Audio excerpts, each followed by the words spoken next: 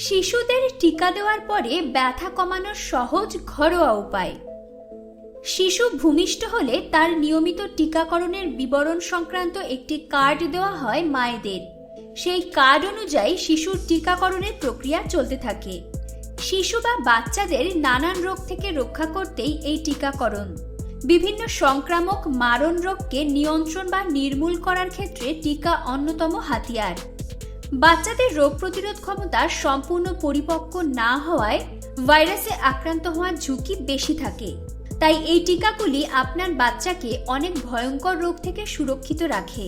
বাচ্চার রোগ প্রতিরোধ ক্ষমতাকে শক্তিশালী করে। তাই শিশুকে সঠিক সময়ে সব প্রয়োজনীয় টিকা অবশ্যই দেওয়ান।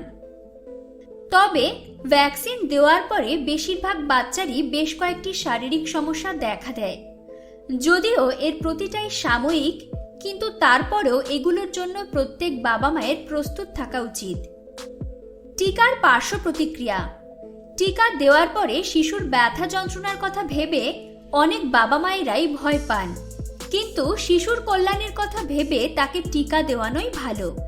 বাচ্চাকে টিকা দেওয়ার পরে সাধারণত কিছু পার্শ্ব প্রতিক্রিয়া দেখা দিতে পারে। ক. জ্বর।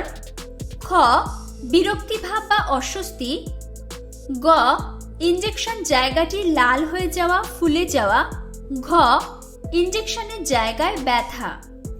এই লক্ষণগুলি যদি দীর্ঘক্ষণ ধরে চলতে থাকে তবে আপনার শিশুর শিশুরোগ বিশেষজ্ঞের সঙ্গে পরামর্শ করা উচিত।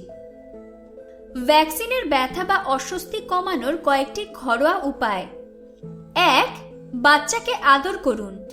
বাচ্চার ইনজেকশনের ব্যথা কমাতে বাবা মায়ের উচিত তাকে আদর করা, আগলে রাখা। দেখা গেছে যে বাবা মায়েরা শিশুকে ধরে থাকলে তারা কম কাঁদে, অনেক শান্ত থাকে। এমন কিছু করুন যাতে ছোট্ট শিশু খুব খুশি থাকে। শিশুকে একটু বেশি সময় দিন, তাকে আনন্দে রাখার চেষ্টা করুন। ২. বাচ্চাকে খাওয়ান। আপনার ছোট্ট সোনার মন যদি অন্যদিকে ঘুরিয়ে দিতে পারেন তাহলে দেখবেন সে আর ব্যথার জন্য কাঁদছে না। তাই ভ্যাকসিন দেওয়ার পর শিশুকে ঘন ঘন খাওয়াতে থাকুন, তাহলে তার মন ব্যথার দিক থেকে সরে আসবে। বিশেষ করে স্তন্যপান করানোটা খুব জরুরি। এছাড়া বাচ্চার শরীর হাইড্রেট থাকবে। ৩. চিনি জল। আপনার শিশু যদি ৬ মাসের কম বয়সী হয় তাহলে তার জন্য এই পদ্ধতি খুবই কার্যকরী। টিকা দেওয়ার সময় বাচ্চার মুখে কয়েক সামান্য চিনির জল দিন বা চিনির জলে চুষি ডুবিয়ে সেটি আপনার বাচ্চাকে দিতে পারেন। এটি শিশুকে শান্ত রাখতে পারে। ৪. শিশুকে ভুলিয়ে রাখুন।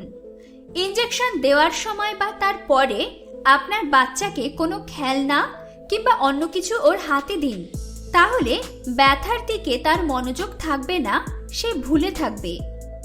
৫. ঠান্ডা শেক বা বরফ। ঠান্ডা শেক দিলে ইনজেকশনের জায়গায় ফোলাভাব বা ব্যথা কমতে পারে। ঠান্ডা জলে পরিষ্কার কাপড় ভিজিয়ে ওই জায়গায় দিন। এক্ষেত্রে আপনি আইস প্যাকও ব্যবহার করতে পারেন। ৬. শিশুর ত্বক ঘষুন। ইনজেকশনের আগে এবং পরে ইনজেকশনের জায়গাটির আশেপাশে আলতো করে ঘষতে পারেন, এতে ব্যথা উপশম হতে পারে। জোরে ঘষবেন না, তাহলে ছোট্ট শিশু ব্যথা পেতে পারে। ভিডিওটি তথ্যবহুল মনে হলে অনুরোধ থাকবে আমাদের চ্যানেলটি সাবস্ক্রাইব করতে। লাইক কিংবা কমেন্ট করেও আমাদের উৎসাহ দিতে পারেন। সুস্থ থাকুন, নিজেকে এবং পরিবারকে ভালোবাসুন।